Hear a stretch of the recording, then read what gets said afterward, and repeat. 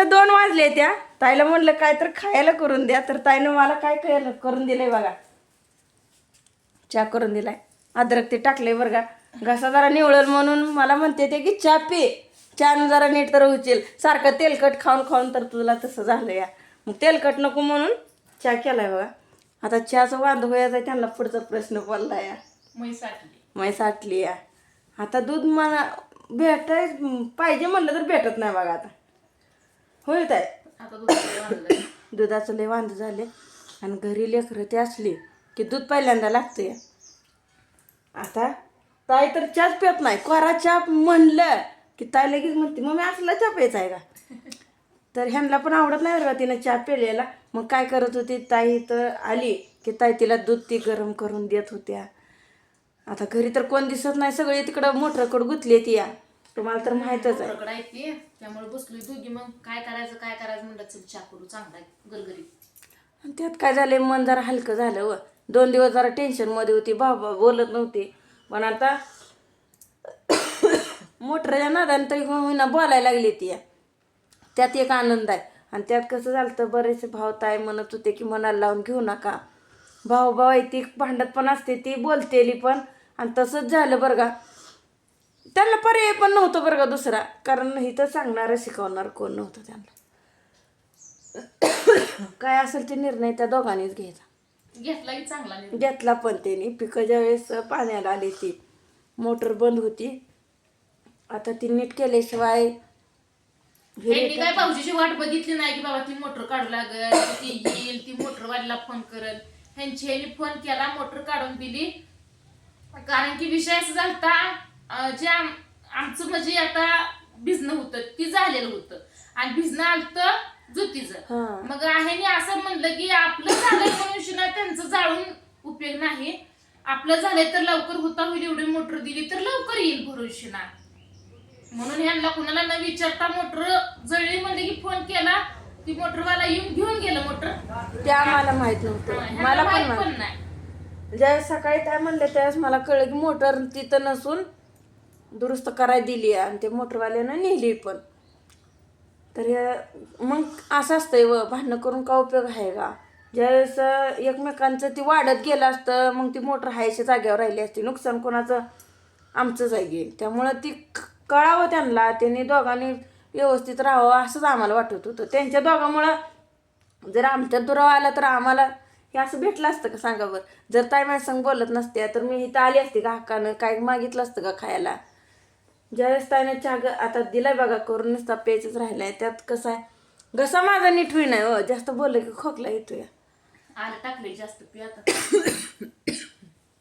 आलं टाकले या. आलं हे टाकून गरगरीत केलाय दुधाचा नुसत्या. सकाळी पण ज्या शेळ्या ती बांधली आम्ही सांगत होती समजावून ह्यांना, कुठं तर भांडणं करू नका, बोला ती असं काय काय आपलं सांगणं काम आहे. ऐकणं ना ऐकणं त्यांच्या हातात आहे.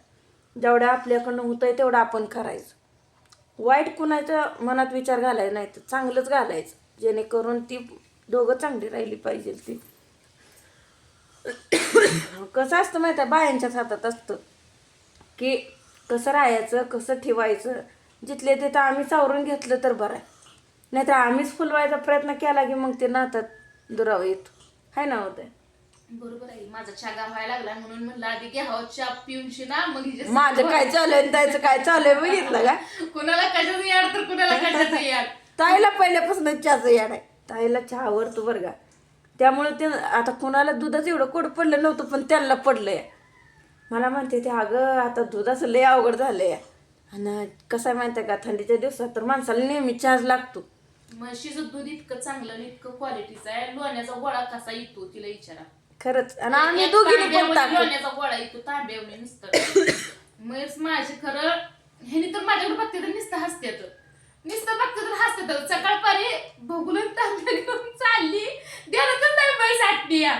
आणि जेव्हा म्हशीनं उडी मारली तेव्हा मोठं मोठं हसतात. अगं मग ते म्हैस आटली गाता आटली, चहा बंद कर तुझा.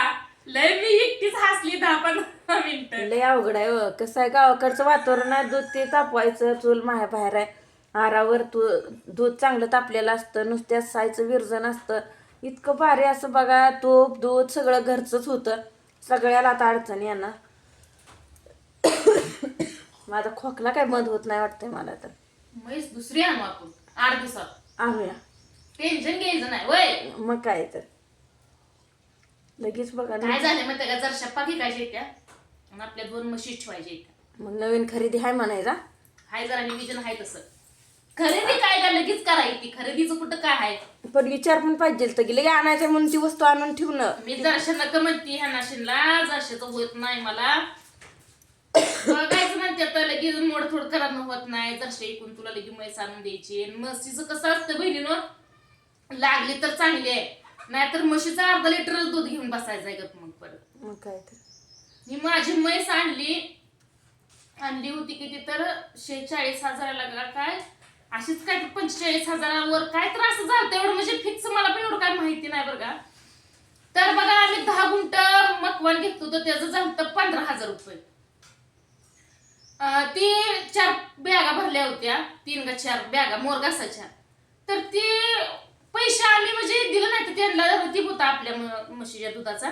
घेतल्या लगेच त्यांनी 1-8 दिवसात चहा पिऊन गेलेत ना की म्हणली तुमच्या म्हशीत दूध चांगलं आहे ना, आम्हाला रतीब तुमच्याकडं पाहिजे. 15,000 रुपये एका म्हशीनं फेडलं.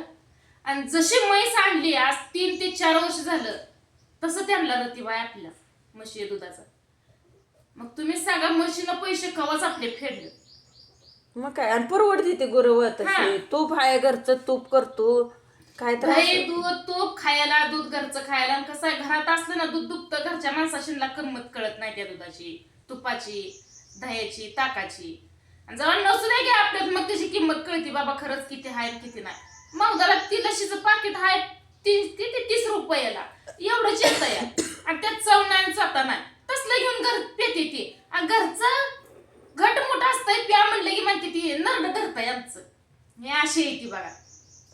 इकडचं गोड लागतंय, फुकाटचं खायचं म्हणलं की नरड धरतंय. तसं स्वतःच काम झाले यार. नाही बाई तेलकट पण काय खाल्लं नाही बरं का. गेलो दवाखान्यात तिथनं परत काय गडबडीत तसंच गेल्यामुळं काय जर्किंग ते काय नेलं नव्हतं. त्यामुळं ती वारं तायला जपण्या येणार आपलं स्वतःकडे लक्ष गेलं नाही म्हणले झालं. आणि ती तसं झालं. त्याच्या जत्रात मला सोडून गेलती म्हणून असं झाले. काय त्याच्या जत्रात हमेशा सांगितलं होता कॅमेरा नीट धरायचा, मोकळं धर जरा बघ बरं आता कसं दिसत. ताई काय सांगून उपयोग नाही मला. व्हिडिओ काढायचा झाला तरी बोलते गार होईल. तर हे असं आमचं जावांचं बघा. आणि त्यात झालंय आज चांगलं कुठं तरी ती बोलायला लागली ती हाय असं होतंय. बोलत बोलतच खोकला होतोय. जायचंय दवाखान्यात पण आता हिने आल्याशिवाय तर काय होणार नाही. सकाळी म्हणत होती मागं लागली होती चला मला दवाखान्यात घेऊन जावा, तर घरी बसून तुम्हाला दुखणी येते ते असं म्हणत होतं. तर आता त्यांना काय बोलायचं. दुखणं गारठ पडतंय त्यात उठत नाही त्या. उठत नाही लवकर उठत नाही त्या बघा.